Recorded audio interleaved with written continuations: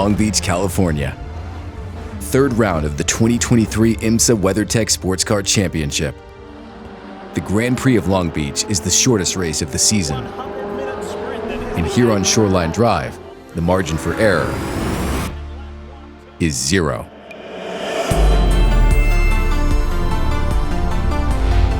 Arriving at Long Beach, Pippo Durrani's team, Michelin Engineering Racing, holds a slim lead in championship points over the number 10 Acura of Wayne Taylor Racing with Andretti Autosport. A win here would give the number 31 Cadillac a tailwind heading into the second quarter of the season. Adding to the pressure, a Cadillac has won every IMSA prototype race at Long Beach since 2017. But this year, the outcome is far from a sure thing.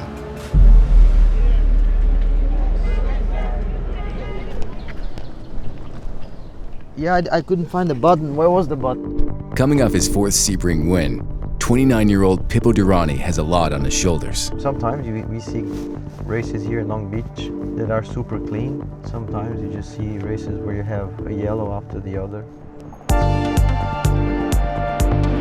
Morning, how are you? Yeah. Only in his late 20s, already huge win under his belt. The guy's won Sebring like 50 times. Let's talk about Cadillac for a second. Michelin Engineering, Ganassi Racing.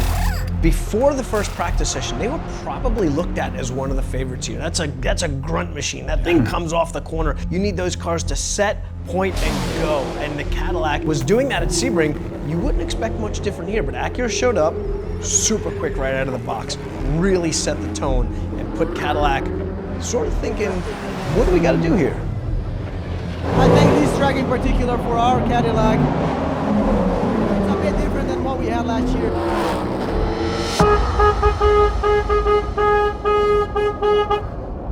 They're our teammates. You know, I think everyone's coming into Long Beach thinking, or not knowing, which cars are going to perform and which cars aren't. You can't test on street circuits. The cars have never been run in this sort of configurations. Nick Tandy has been a Porsche factory driver on and off throughout his whole entire career and is used to that argy-bargy, is used to getting his elbows out and making holes where he needs to make holes. And that is what you need to be successful at Long Beach.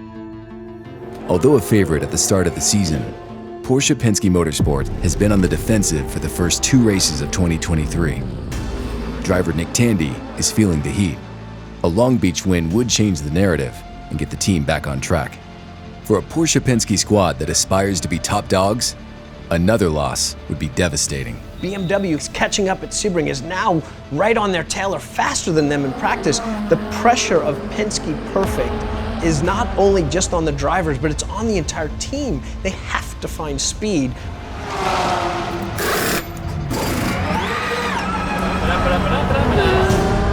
We're both nearly 2 seconds off the pace on a 1-minute lap, so. I think we could go lower. I'll ask Sebastian, but I don't know that we need to for balance, number 1. And number 2, we could also run like 4 or 5 for the first 5-6 laps just to make sure it doesn't get hot. In a sprint race, executing the right strategy in a narrow window is critical.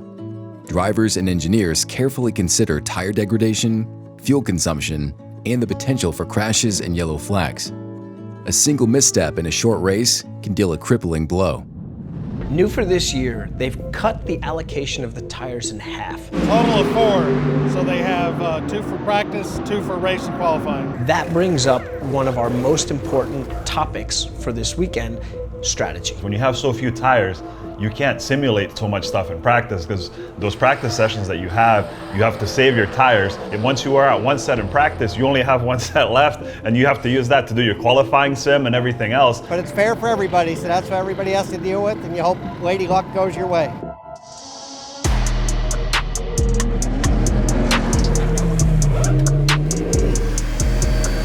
The plan is to basically, it's either out and in or out by in and then come for tires. As qualifying kicks off, getting tires up to operating temperature is critical, and drivers are taking their time threading the tight street course to avoid costly mistakes. But as the session wears on, tires get stickier and speeds ratchet up. There it is, a 69-second lap for a prototype. Acura is pulling ahead. Grim faces at Cadillac Racing. Pippo Durrani in the number 31 Cadillac qualifies in the last GTP row. The news is hardly better for Nick Tandy in the number 6 Porsche, qualifying 6th on the grid. For both Durrani and Tandy, without the advantage of track position, strategy will play a leading role in determining their fate. Acura returns to the speed advantage it had earlier in the season, as Philippe Albuquerque in the Wayne Taylor with Andretti Autosport Acura turns in the pole-setting lap, the number 60 Meyershank Acura in second. Yeah, I'm happy with it. So by half a second, and I think that's pretty good. My man, those hours in the simulator paid off. Good job, there you go. That was crazy. That was crazy. Oh man, thanks a lot, boys. I mean, long hours, it's paid off. Like.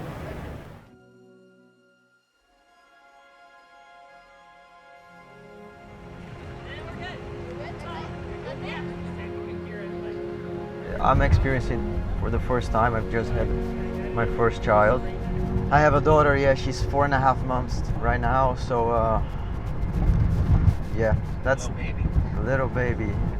And every day that goes by, she's growing, she's changing, and it's moments that you don't really want to miss. And it's been, to be honest, it's been quite hard to experience that and know that I am at the racetrack, a place I love, doing the sport that I love, but at the same time, you have a piece of your heart back home where you want to be with your child, with your wife, your family.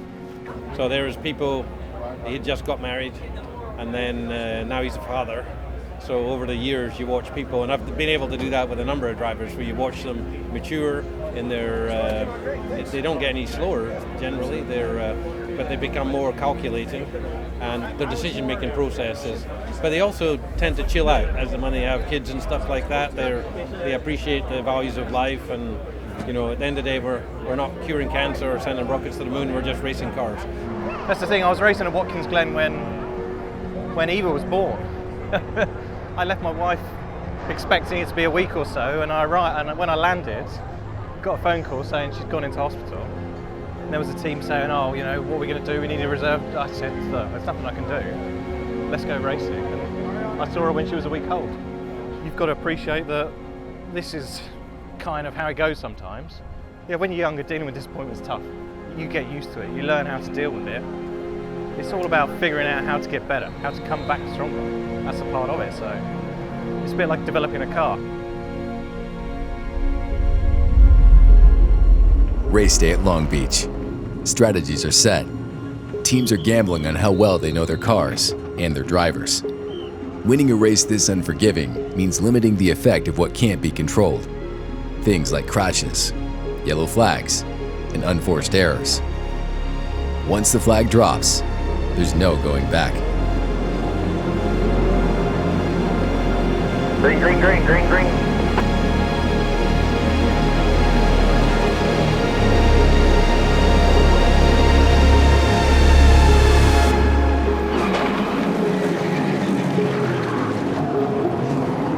And then, turn one of the first lap of the 2023 Grand Prix of Long Beach. Everything changes. Full course yellow, pits are closed. Full course yellow, pits are closed. For one team, the race is over before it even starts. The green flag flies, the Ganassi car noses into the inside wall after going through the dirt, hitting the bumps, almost taking out half of the field, but a lot of the guys just skating by, little bumps and rubs and here and there, but that set the stage for all the craziness. Just driver and fuel, not you. For Whelen Engineering Racing, the strategy is clear. Get the longest pit stop. The mandatory driver change done early. Go light on fuel, and bet on yellow flags coming out later in the race, a common occurrence at Long Beach. And to stay on a single set of tires, a combination of pace, longevity, and playing the odds. 3, 2, 1, radio out. So it is up for the teams to kind of roll the dice and say, hey, can these tires actually double stick? Can we go to the end of the race? And how important is it to have hot tires, you know, and that gain in lap time versus starting off on colder tires on a harder compound? Go, go, go, go, go, go. Go, go, go. Leaders are coming. Go, go, go.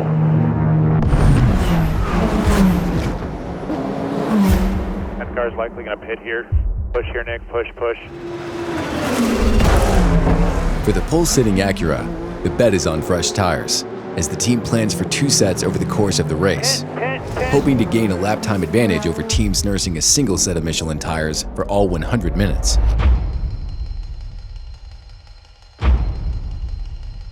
Ten is still in its box. But with an overlong pit stop, the bet becomes even more risky. There's an issue. Cannot get Ricky Taylor buckled into the car. It took a long time. Take 3/4 of a second at 170 miles per hour and see how much distance that car covers. And that's potentially the difference between winning the race and not even being on the podium. We're getting hauled by the Acura. He's on full tire. You're going to have to work to catch some people here. Next car for position, +6. Box, box, driver change. Now it's Porsche's turn. The number 6 car with driver Nick Tandy in the lead comes in for a driver change to Mathieu Yamane, but no new tires. The driver will see if the Porsche stop was a little bit quicker than the stop of the Acura.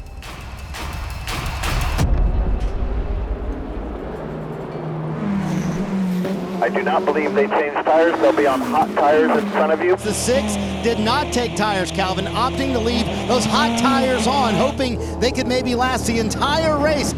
Well, I didn't expect to be in the lead. Holy But now the number 31 Cadillac is in a tough spot.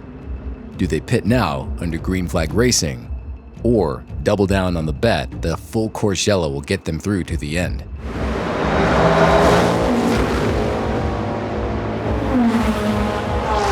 Just don't give up.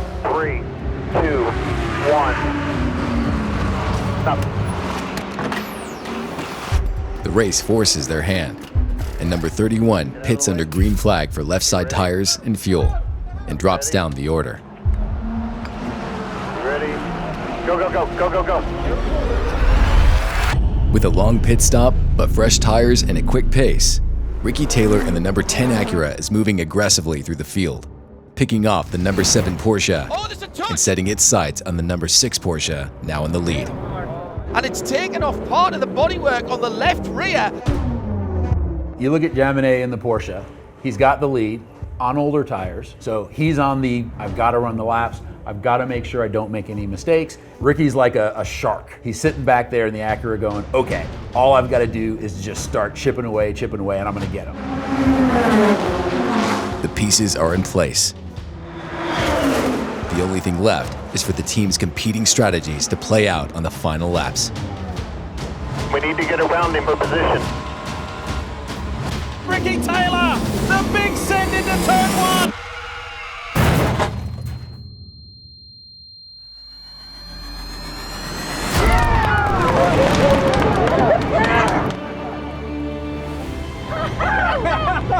Nice work. Go around here one more time. Yes, boys. Let's wait to cross the line, but yeah, great job. Great job. Mega strategy.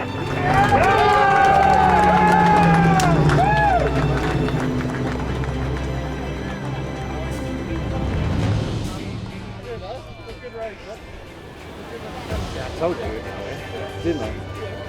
See you on the podium, huh? Let you see that number 1 over there? That's where we're going to be.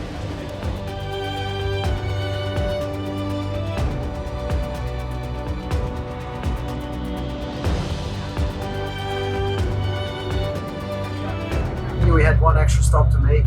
Unfortunately, the yellow didn't come. But I think we take the positives out of this weekend. Yeah, we got points, yeah, but we're not in the points race. So we were in to collect the trophies and wins, and we didn't get one. I'm never happy. So you guys should know that by now. I love how it played out. And as bad as I feel for Ricky and his emotions, I love the show that he put on. That was some intense racing and hands down the best GTP battle we've seen all year. Great racing, boys!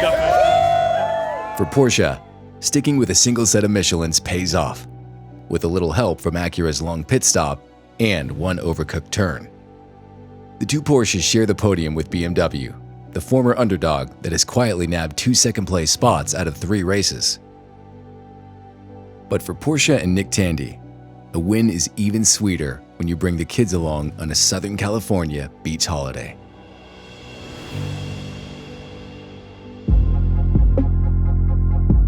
On the next Win the Weekend, come for the $1 hot dogs, stay for the 6 hours of head-to-head endurance racing at New York's historic Watkins Glen International.